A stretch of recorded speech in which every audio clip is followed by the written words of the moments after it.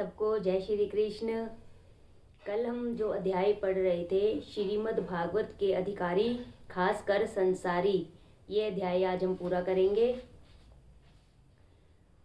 शंकराचार्य स्वामी कहते हैं कि मनुष्य यह जानता है कि एक दिन मरना है, यह सब छोड़कर एक दिन जाना है। ऐसा होने पर भी वह पाप क्यों करता है?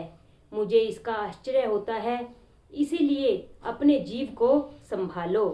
परीक्षित का अधिकार सिद्ध होने पर शुकदेव जी वहां पधारे हैं। शुकदेव जी को आमंत्रण नहीं देना पड़ा। शुकदेव जी ऐसे नहीं कि किसी के आमंत्रण पर जाएं।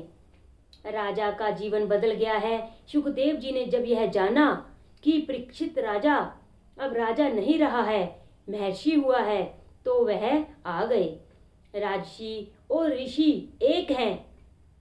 राजा जब तक महलों में विलासी जीवन बिताता था तब तक शुकदेव जी नहीं आए, परंतु तक्षक के ब्याह से संसार छूटा कि तुरंत ही शुकदेव जी पधारे।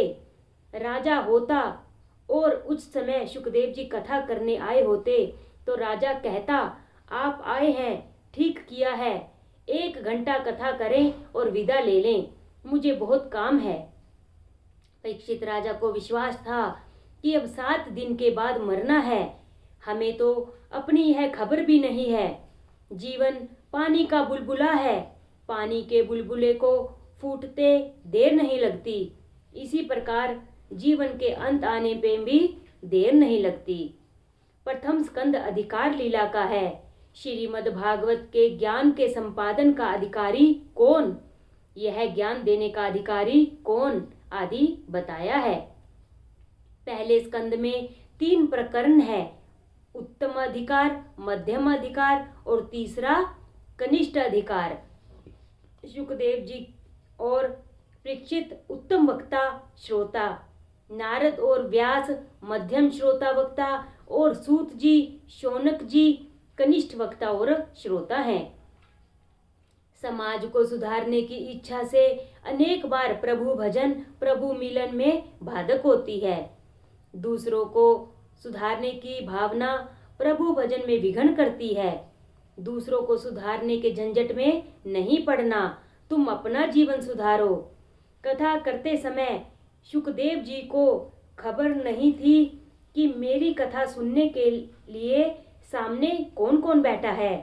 शुकदेव जी की कथा से बहुतों का जीवन सुधरता है, परंतु इसका विचार शुकदेव जी नहीं करते।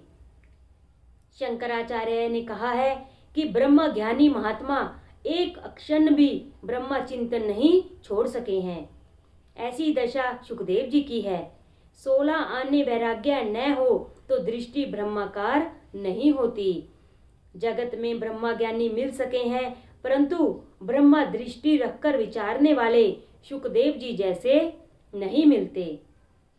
कथनी और करनी एक न हो और आचरण एक न हो तब तक शब्द में शक्ति नहीं आती। आधी केले मग सांगी तले, रामदास स्वामी ने कहा है, मैंने किया है, मैंने अनुभव किया है, इसके बाद आपको कहा है। शुकदेव जी महाराज जी बोले हैं, वह जीवन में उतार कर बोले हैं। शुकदेव जी उत्तम वक्ता हैं, कारण कि वाणी और आचरण उनका एक है। इसीलिए किसी संत ने कहा है, बोले तैसा चाले, त्याची वंदा विता पाउले। ऐसा व्यक्ति वंदनीय है। एक समय एक माता अपने पुत्र को संत एकनाथ जी के पास लाई। कहने लगी, महाराज मेरे पुत्र को गुड़ खाने की बहुत आदत पड़ गई है। अब वह यह आदत छोड़ता नहीं है। वह गुड़ खाना छोड़ दे, ऐसा आशीर्वाद दीजिए। महाराज ने उस समय आशीर्वाद नहीं दिया, कारण वे सवै गुड़ खाते थे। उन्होंने उस माता से कहा कि कुछ दिन के बाद तुम पुत्र को लेकर आओ, उस समय मैं आशीर्वाद दूंगा, आज नहीं। उन्होंने स्वयं गुड़ खाना छोड़ दिया। विठलनाथ कृपा करो, आज से मैंने गुड़ छोड़ा है ताकि मेरी बात में शक्ति आए। फिर कुछ दिनों के बाद वह माता अपने पुत्र को लेकर आई। महाराज ने उस समय बालक को आशीर्वाद दिया। प्रसाद की प्रसादी करते अजीर्ण हो इतना प्रसाद नहीं लेना चाहिए।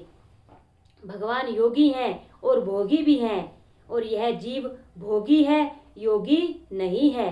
इसलिए भगवान 56 भोग का भोग लगाएं तो भी कोई हर्ज नहीं है। हमसे ऐसा नहीं हो सकता। त्याग से अलौकिक शक्ति आती है।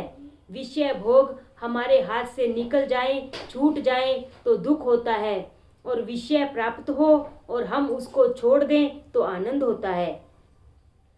शुकदेव जी में 16 आने वैराग्य है, अतः वह उत्तम है। महाप्रभु जी ने कहा कि भागवत में समाधि भाषा मुख्य है। ईश्वर के ध्यान में जिसे थोड़ा सा भी आनंद है उसे भागवत का अर्थ जल्दी समझ में आता है। व्यास जी ने एक एक लीला का प्रत्यक्ष दर्शन किया है। व्यास जी ने अंतर्दृष्टि से यह सब देखा है। भगवान का स्वरूप अलौकिक है, अपनी आंखें लौकिक हैं। इसीलिए लौकिक आंखें अलौकिक ईश्वर को देख नहीं सकती। बाहर की आंखें बंद करने पर ही अंदर की आंखें खुलती हैं, तभी परमात्मा का दर्शन होता है। सूत जी ने कहा, व्यास जी ने 18,000 श्लोकों का यह भागवत ग्रंथ बनाया। व्यास जी को लगा कि अब हमारा अवतार कार्य पूरा हुआ। जो मेरे भागवत का आशय लेगा उसको कली का भय नहीं होगा। परंतु व्यास जी को एक चिंता हुई कि ग्रंथ तो मैंने बना दिया, परंतु इसका प्रचार कौन करेगा। इस ग्रंथ में मैंने सब कुछ भर दिया है। यह भागवत प्रेम शास्त्र है। माया के साथ, संसार के साथ प्रेम करने वाला भागवत शास्त्र का प्रचार नहीं कर सकेगा। जन्म से जिसे माया ने संसर्ग नहीं हुआ है, जिसका माया के साथ संसर्ग नहीं हुआ है, वही इस ग्रंथ का प्रचार कर सकेगा। भागवत परमहंस की संहिता है। श्री कृष्ण तो महापरमहंस हैं। प्रहलाद, भरत, ऋषभदेव आदि सब परमहंस हैं। इसीलिए निर्विकारी ही इस ग्रंथ का प्रचार कर सकता है। बहुत सोचने पर व्यास जी को लगा, ऐसा योग्य तो मेरा पुत्र ही है। शुकदेव जी को रंभा भी चलायमान न कर सकी। बोलो श्री भागवत पुराण की जय। अगला अध्याय है वृथा गतम तस्य नरस्य जीवनम। नारियों में श्रेष्ठ तो रंभा ही है। ऐसी रंभा शुकदेव जी को चलित करने आई। शुकदेव जी ने कहा, वृथा गतम तस्य नरस्य जीवनम। शुकदेव जी कहते हैं, विषय भोगी का जीवन वृथा नहीं है। सुनो देवी कि किसका जीवन वृथा है। नील कमल से सुंदर जिनके नेत्र हैं, जिनके आकर्षक अंगों पर केयूर, हार आदि अलंकार शोभायमान है, ऐसे सर्वांतयामी नारायण प्रभु के चरण कमल में जिसने भक्ति पूर्वक स्वयं को अर्पण करके इस आवागमन के चक्र को नष्ट नहीं किया, ऐसे लोगों का मनुष्य देह धारण करना व्यर्थ है। ऐसे लोगों का जीवन वृथा ही है।